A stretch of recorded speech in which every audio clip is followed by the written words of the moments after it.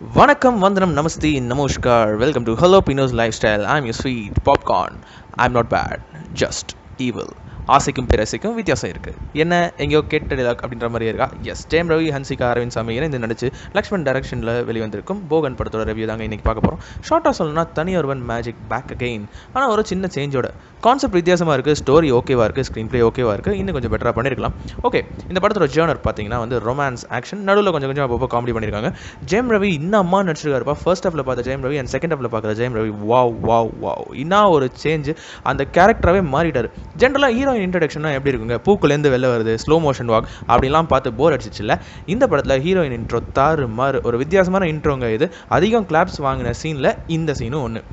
அரவிந்த் சாமி சார் வேறு level. The mass எவ்வளோ அப்படின்னு கேட்குறீங்களா? அன்லிமிட்டட் கெத்து பண்ணியிருக்காரு. இப்போல்லாம் அரவிந்த் சாமி சார் மேலே ஒரு ஹீரோ ஃபீலே வரலங்க. வில்லனாவே மைண்டில் எல்லார் மைண்ட்லேயும் ஃபிக்ஸ் ஆகிட்டாரு. ஒரு வாக் ஒன்று பண்ணுவாருங்க இந்த படத்தில், சான்ஸே இல்லை.